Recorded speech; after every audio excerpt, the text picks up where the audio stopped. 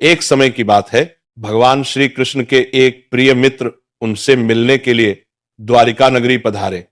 भगवान श्री कृष्ण ने उनका अत्यंत आदर और स्नेहपूर्वक स्वागत किया और मुस्कुराते हुए उनके आने का कारण पूछा। तब सखा बोले, हे केशव, आप तो सर्वज्ञ हैं, सब कुछ जानते हैं। फिर भी आज मैं आपसे यह जानने के उद्देश्य से आया हूं कि मनुष्य को किन किन वृक्षों का रोपण करना चाहिए, कौन से वृक्ष भवन के सामने लगाने योग्य हैं, इन वृक्षों के लगाने से दरिद्रता दूर होती है तथा कौन से वृक्ष शत्रु, रोग, भय, भूत, पिशाच जैसे संकटों से रक्षा करते हैं। यह सुनकर भगवान श्री कृष्ण मंद मुस्कान के साथ बोले, हे सखा, आज तुमने अत्यंत श्रेष्ठ और कल्याणकारी प्रश्न किया है। यह प्रश्न केवल तुम्हारे ही नहीं, समस्त मानव जाति के कल्याण से जुड़ा हुआ है। इस संसार में वृक्षों का योगदान अतुलनीय है। वृक्ष सदा ही पूजनीय रहे, क्योंकि वे न केवल प्राणवायु प्रदान करते हैं बल्कि पृथ्वी पर जीवन का आधार भी है। परंतु आज तुमने भवन की सीमा में वृक्ष लगाने के विषय में जो प्रश्न किया है वह अत्यंत गूढ़ और शुभ फलदायक है। भगवान आगे बोले, वास्तव में जब कोई मनुष्य अपने घर के समीप उचित वृक्षों का रोपण करता है तो वह न केवल अपने भवन की सुंदरता बढ़ाता है बल्कि अपने जीवन में सकारात्मक ऊर्जा का संचार भी करता है। वृक्ष वातावरण को शुद्ध करते हैं, मन की शांति बढ़ाते हैं और घर से नकारात्मकता को दूर करते हैं। ऐसे शुभ पेड़ पौधे जिनकी छाया, सुगंध और ऊर्जा पवित्र होती है, वे घर में सुख, शांति और समृद्धि का आगमन कराते हैं। साथ ही यह अनेक प्रकार के वास्तु दोषों को भी समाप्त करते हैं। घर के आंगन में खड़े वृक्ष देवताओं के समान रक्षक बन जाते हैं जो घर की रक्षा करते हैं। फिर श्री कृष्ण ने कहा, हे मित्र, अब मैं तुम्हें यह बताऊंगा कि कौन से पौधे घर के समीप लगाने चाहिए और किन पौधों से बचना चाहिए। परंतु उससे पहले मैं तुम्हें एक प्राचीन कथा सुनाता हूं। इस कथा के माध्यम से तुम स्वयं समझ सकोगे कि वृक्षों और पौधों का मनुष्य के जीवन पर कितना गहरा प्रभाव होता है। कौन से वृक्ष दरिद्रता को आमंत्रित करते हैं और कौन से सुख समृद्धि का प्रसार करते हैं। जो भी व्यक्ति इस कथा को श्रवण करता है उसके सैकड़ों पाप नष्ट हो जाते हैं और उसके जीवन से दरिद्रता सदैव के लिए दूर हो जाती है। भगवान श्री कृष्ण का सखा हाथ जोड़कर विनम्रता से बोले, हे केशव, मैं इस कथा को अवश्य ध्यानपूर्वक पूर्ण रूप से सुनूंगा। कृपया मुझे वह कथा सुनाइए जिससे मैं और समस्त जन यह समझ सके कि वृक्षों का घर के समीप क्या प्रभाव पड़ता है। भगवान श्री कृष्ण ने मुस्कुराते हुए कहा, हे सखा, सुनो। पूर्व काल की बात है। मध्य देश में एक अत्यंत शोभायमान नगरी थी। उस नगरी में धनेश्वर नाम का एक वैश्य अपने परिवार सहित निवास करता था। धनेश्वर धनवान था, परंतु उससे भी अधिक वह ईश्वर भक्त था। वह प्रतिदिन भगवान विष्णु की पूजा अर्चना करता, मंदिर जाता और दान पुण्य में सदैव तत्पर रहता। उसकी पत्नी सुमति भी अत्यंत सुशील, धार्मिक और गृह कार्य में निपुण थी। उनके घर में धन धान्य, सुख संपत्ति और प्रसन्नता की कोई कमी नहीं थी। भगवान की कृपा से उनका जीवन पूर्णतया आनंदमय था। इस प्रकार अनेक वर्ष शांति से बीत गए। एक दिन धनेश्वर की पत्नी सुमति ने सोचा कि आंगन को और सुंदर बनाना चाहिए। उसने अपने आंगन में कुछ वृक्षों और पौधों का रोपण किया। प्रतिदिन वह उन पौधों को जल चढ़ाती, उन्हें पूजती और उनकी सेवा करती रही। किंतु उसे यह ज्ञान नहीं था कि कौन से वृक्ष शुभ फल देने वाले हैं और कौन से अशुभ प्रभाव डालने वाले हैं। इसलिए उसने केवल अपनी इच्छा से जो वृक्ष उसे सुंदर और प्रिय लगे वही लगा दिए। दुर्भाग्यवश उन्हीं वृक्षों में अधिकांश ऐसे थे जो वास्तु और धर्म के अनुसार घर के लिए अशुभ माने जाते हैं। समय बीतने पर उनके घर में धीरे धीरे अनिष्ट के लक्षण प्रकट होने लगे। पहले धनेश्वर के व्यापार में भारी हानि हुई। उसके बाद घर में कलह और विवाद बढ़ने लगे। पति पत्नी में बार बार झगड़े होने लगे। जैसे जैसे वो वृक्ष बने होते गए वैसे वैसे उनके जीवन में दुख, दरिद्रता और क्लेश बढ़ता गया। धनेश्वर का व्यापार पूरी तरह से डूब गया। घर में रखा धन समाप्त हो गया। यहां तक कि भोजन के लिए भी पैसे ना बचे। भूख और चिंता से घर का वातावरण भारी हो गया। धनेश्वर की पत्नी अत्यंत दुखी रहने लगी। कभी वो अपने पति पर क्रोध करती तो कभी स्वयं को कोसती। एक दिन उसने क्रोधित होकर कहा, हे स्वामी, अब तो कुछ काम करो, कहीं जाकर कुछ कमाई लाओ। तब धनेश्वर गांव गांव घूमकर काम मांगने लगा, परंतु कोई भी उसे कार्य नहीं देता था। थक कर वह घर लौट आया और बोला, हे भद्रे, मुझे कहीं पर भी कोई काम नहीं मिला, अब मैं कहां जाऊं। ये सुनकर सुमति और भी व्यथित हो उठी। धीरे धीरे उन्होंने घर के सारे गहने बेच डाले। जो थोड़ा बहुत अन्न प्राप्त हुआ उसी से उन्होंने कुछ दिन पेट पाला, परंतु अब उनके पास कुछ भी नहीं बचा। इस प्रकार केवल अशुभ वृक्षों के रोपण के कारण वह परिवार जो कभी समृद्धि और आनंद का प्रतीक था, पूर्णतया दरिद्रता और दुख में डूब गया। किंतु धनेश्वर और सुमति यह नहीं समझ पाए कि उनके दुर्भाग्य का मूल कारण उनके ही आंगन में लगाए गए वे अशुभ वृक्ष थे। फिर एक दिन की बात है, जब धनेश्वर और सुमति अत्यंत दुखी और निर्धन हो चुके थे, उसी समय एक साधु महात्मा उनके द्वार पर पधारे। वे साधु महाराज तेजस्वी मुखमंडल वाले, शांति और करुणा से ओतप्रोत एक दिव्य आभा से युक्त थे। उन्हें देखकर धनेश्वर तत्काल उठ खड़ा हुआ, दोनों हाथ जोड़कर नम्रता से प्रणाम किया और बोला, हे साधु महाराज, पधारिए। इस गरीब के घर में आपका स्वागत है। कृपा करके बताइए मैं आपकी किस प्रकार सेवा कर सकता हूं। साधु महाराज ने शांत स्वर में कहा, हे महोदय, मैं कई दिनों से तीर्थ यात्रा पर हूं। निरंतर भ्रमण करते हुए अत्यंत थक गया हूं, इसलिए विश्राम के लिए कोई स्थान ढूंढ रहा था। यदि तुम्हें कोई आपत्ति ना हो तो मुझे अपने घर में कुछ समय ठहरने दो। मैं कई दिनों से भूखा भी हूं। यदि थोड़ा भोजन मिल जाए तो परम कृपा होगी। साधु के ऐसे विनम्र और करुण वचन सुनकर धनेश्वर के नेत्रों में श्रद्धा छलक आई। वो बोला, हे साधु महात्मा, आप अवश्य ही कोई महान पुण्यात्मा है। आपके मुखमंडल से दिव्य तेज प्रकट हो रहा है। आपके चरण मेरे घर में पड़े, ये मेरा सौभाग्य है। आपकी सेवा करना मेरे लिए परम आनंद का विषय है। कृपया भीतर आइए। साधु महाराज मुस्कुराए और घर के भीतर चले गए। उन्होंने आंगन में एक कोने में आसन ग्रहण किया और विश्राम करने लगे। धनेश्वर ने अत्यंत आदर से उनके चरण धोए, उन्हें जल दिया और नम्रता से उनकी सेवा में लग गया, परंतु उसके पास अन्न का एक दाना भी नहीं था। कुछ देर बाद वो अपनी पत्नी से बोला, हे प्रिय, आज हमारे घर पर साधु महात्मा पधारे हैं। वे अत्यंत पुण्यवान प्रतीत होते हैं। उनकी सेवा करना हमारे जीवन का सबसे बड़ा अवसर है। हमें किसी भी प्रकार उनका भोजन करना ही होगा। मैं गांव जाकर किसी से थोड़ा सा धन मांग लेता हूं। इतना कहकर धनेश्वर घर से निकल पड़ा। वह गांव के एक धनी सेठ के पास गया और विनम्र स्वर में बोला, हे सेठ जी, कृपा करके मुझे थोड़ी सी राशि उधार दे दीजिए। मेरे घर पर एक साधु महात्मा आए हैं, मैं उनकी सेवा करना चाहता हूं। सेठ ने कठोरता से उत्तर दिया, धनेश्वर, तेरे पास तो फूटी कौड़ी भी नहीं बची, तू मेरा धन कैसे लौटा देगा। धनेश्वर बोला, सेठ जी, मुझ पर दया कीजिए। मैं वचन देता हूं शीघ्र ही आपका धन लौटा दूंगा। यदि मैं ना चुका सका तो आप मेरा घर ले लीजिए। सेठ कुछ देर विचार में पड़ा। उसकी कठोरता थोड़ी पिघली और उसने कहा, अच्छा, यदि तू वचन देता है तो ये धन ले जाए, किंतु यदि लौटाया नहीं तो तेरा घर मेरा होगा। धनेश्वर ने दृढ़ स्वर में कहा, हे से मैं वचन देता हूं। फिर उसने सेठ से कुछ धन लिया और बाजार गया। वहां से दूध, चावल, सब्जियां, आटा और शक्कर आदि आवश्यक वस्तुएं खरीदकर घर लौटा। उसने प्रसन्न होकर अपनी पत्नी से कहा, हे प्रिय, अब तुम उन साधु महात्मा के लिए प्रेम पूर्वक भोजन बनाओ। सुमति ने तत्परता से रसोई तैयार की। शीघ्र ही सुस्वादु भोजन बनाकर उसने थाल में परोसा और अत्यंत विनम्रता से साधु महाराज के समक्ष रख दिया। साधु ने प्रेम पूर्वक भोजन ग्रहण किया। उनकी आंखों में करुणा और संतोष झलक रहा था। भोजन समाप्त हो जाने के पश्चात जब वो साधु महात्मा धनेश्वर के घर से प्रस्थान करने लगे तो उन्होंने प्रेम पूर्वक कहा, हे वैश्य, मैं तुम्हारी भक्ति सेवा और आदर सत्कार से अत्यंत प्रसन्न हूं। तुम्हारे भीतर जो सच्चाई और श्रद्धा है वो दुर्लभ है, इसलिए मैं तुम्हें आशीर्वाद देता हूं। जो भी तुम्हारी कामना है निसंकोच मुझसे कहो, मैं उसे अवश्य पूर्ण करूंगा। धनेश्वर अत्यंत विनम्र होकर बोला, हे महात्मा, आपका आशीर्वाद ही हमारे लिए सबसे बड़ा वरदान है, किंतु एक बात मेरे हृदय को सदा कष्ट देती है।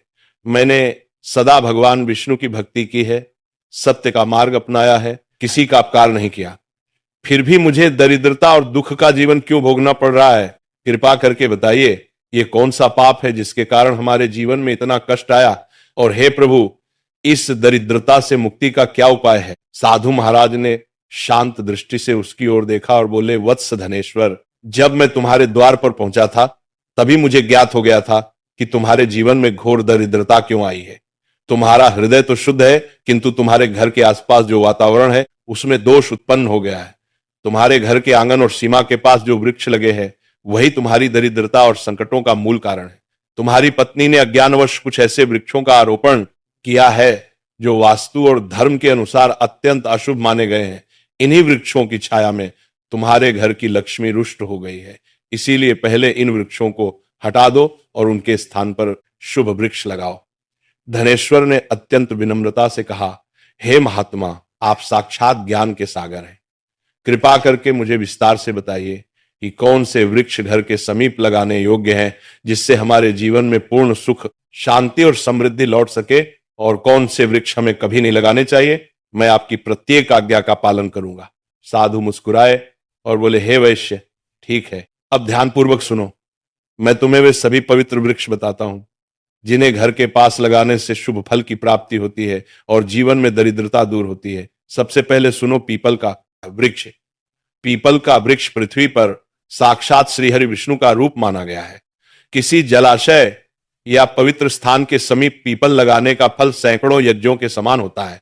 जब पीपल के पत्ते उस जल में गिरते हैं तो वे पिंड के समान होकर पितरों को तृप्त करते हैं और सभी प्रकार के पितृदोष समाप्त कर देते हैं। जो मनुष्य प्रतिदिन स्नान के पश्चात पीपल का स्पर्श करता है वह पापों से मुक्त होकर सदैव विजय प्राप्त करता है। पीपल को स्पर्श करने से लक्ष्मी की कृपा प्राप्त होती है और उसकी प्रदक्षिणा करने से आयु में वृद्धि होती है। पीपल के मूल में भगवान विष्णु, तने में भगवान शंकर और अग्रभाग में ब्रह्मा जी का निवास बताया गया है। अमावस्या के दिन पीपल को प्रणाम करने से जो पुण्य मिलता है वह सहस्त्र गोदान के समान होता है।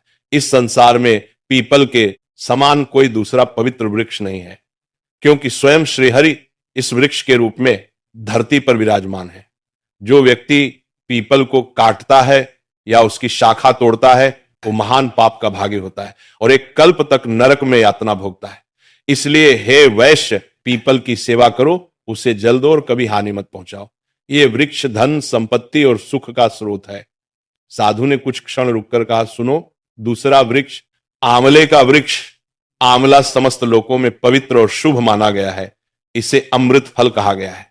आंवला लगाने और उसकी पूजा करने से मनुष्य जन्म मृत्यु के बंधन से मुक्त होता है। यह वृक्ष भगवान विष्णु को अत्यंत प्रिय है।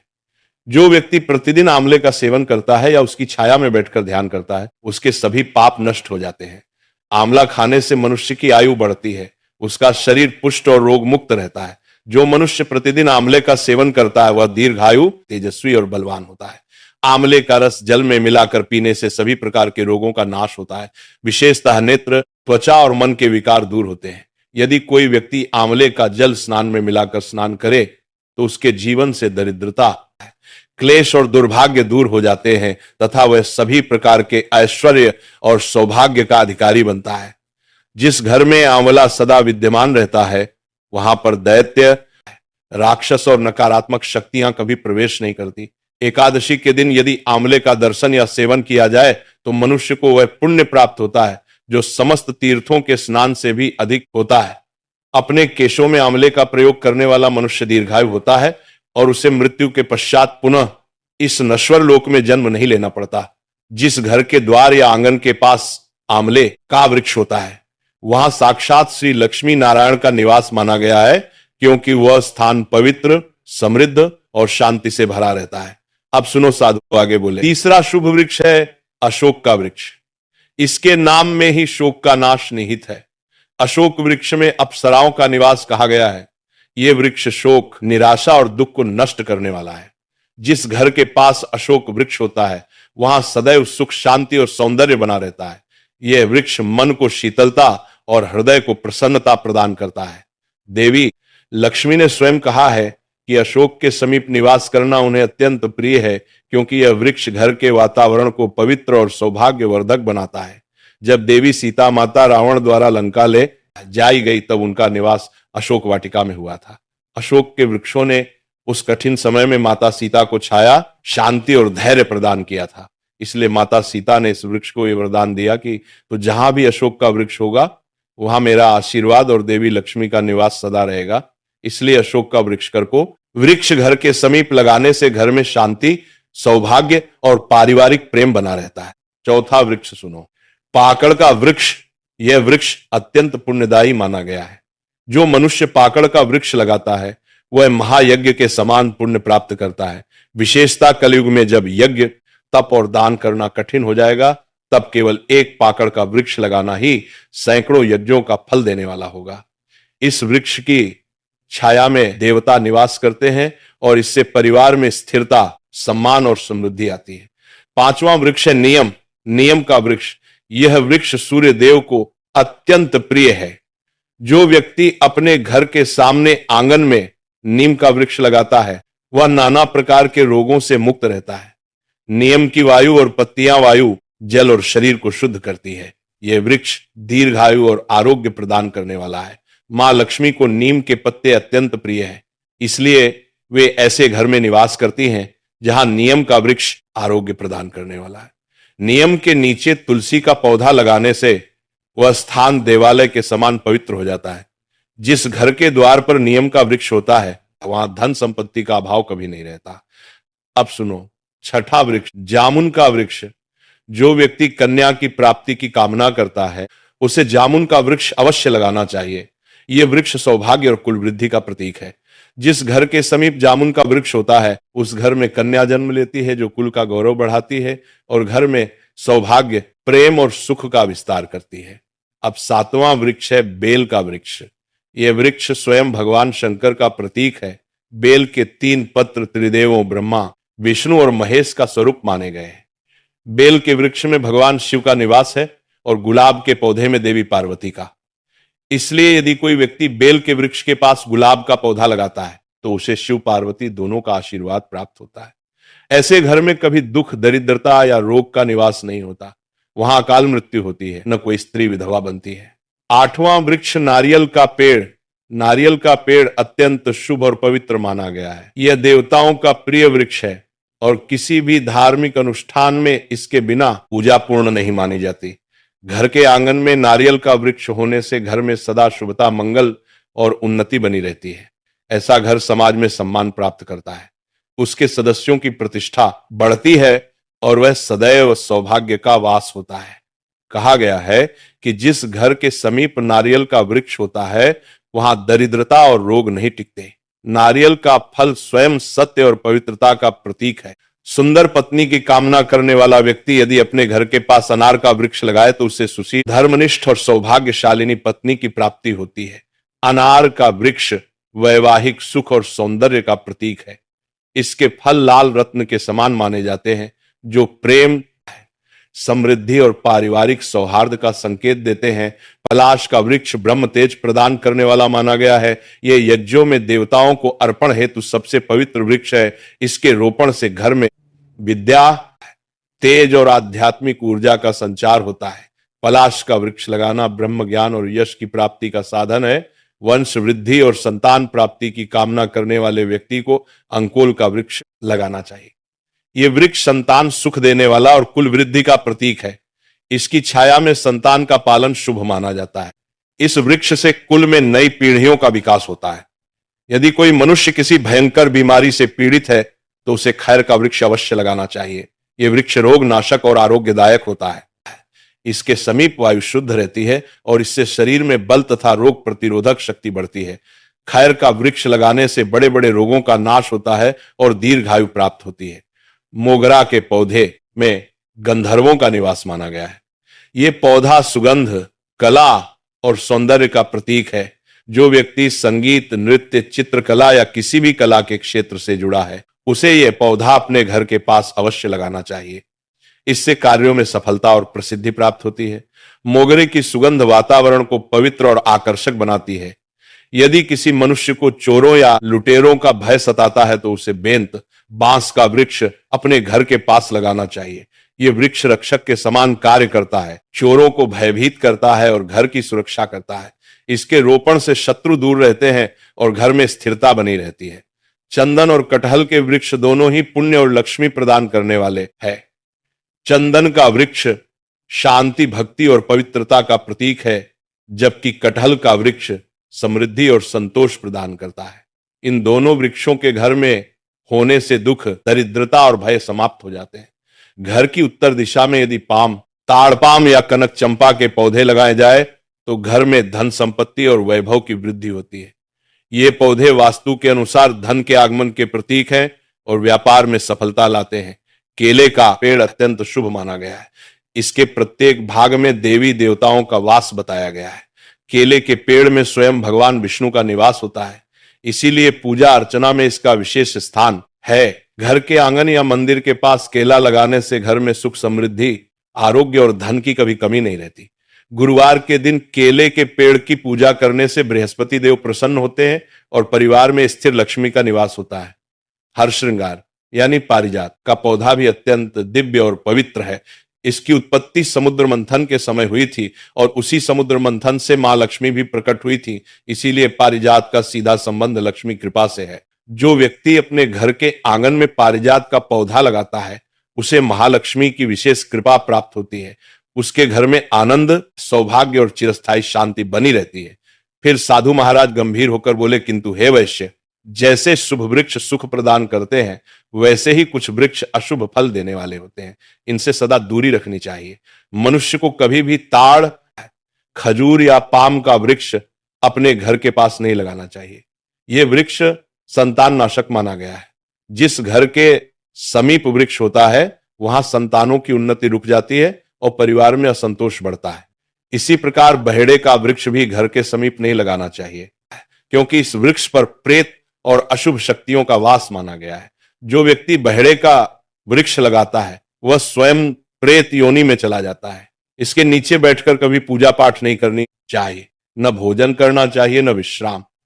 अगर किसी मनुष्य को शत्रुओं का भय सता रहा हो तो उसे अपने घर के समीप केवड़े का वृक्ष अवश्य लगाना चाहिए। यह वृक्ष शत्रुओं का नाश करने वाला और रक्षक माना गया है। इसके प्रभाव से शत्रु स्वयं दूर भाग जाते हैं और घर की रक्षा होती है। साधु महात्मा आगे बोले, हे वैश्य, ध्यान रखो, घर में कुछ ऐसे पौधे और वृक्ष होते हैं जिनका रोपण करना अत्यंत अशुभ माना गया है। मनुष्य को कभी भी ऐसे पौधे नहीं लगाने चाहिए जिनके तने या शाखाओं को काटने या तोड़ने पर दूध निकलता हो। ऐसे पौधों में धन और सुख समृद्धि ला सकता है। सबसे पहले 6 बजे से 9 बजे के बीच का समय, यह समय सूरज के धीरे धीरे ऊपर उठने का है। वातावरण में अभी भी रात की ठंडक बाकी होती है, हवा हल्की और शुद्ध होती है और सूरज की किरणें तेज होने के बजाय कोमल होती है। इस समय पानी में एक प्राकृतिक ताजगी होती है जो शरीर को जगाती है और मन को हल्का कर देती है। महिलाओं के लिए यह समय सबसे उत्तम माना जाता है, क्योंकि इस समय नहाने से उनकी देह की ऊर्जा पूरी तरह सक्रिय हो जाती है, रक्त संचार बेहतर होता है और चेहरे पर प्राकृतिक चमक आ जाती है। धार्मिक दृष्टि से भी सूरज निकलने के थोड़ी देर बाद स्नान करना पवित्र माना गया है, क्योंकि इस समय स्नान करके पूजा करने से पुण्य का प्रभाव कई गुना बढ़ जाता है। 6 से 9 बजे के बीच का स्नान मानसिक और आध्यात्मिक दृष्टि से भी लाभकारी है। जल में सूर्य और चंद्रमा दोनों की ऊर्जा संतुलित रूप में होती है।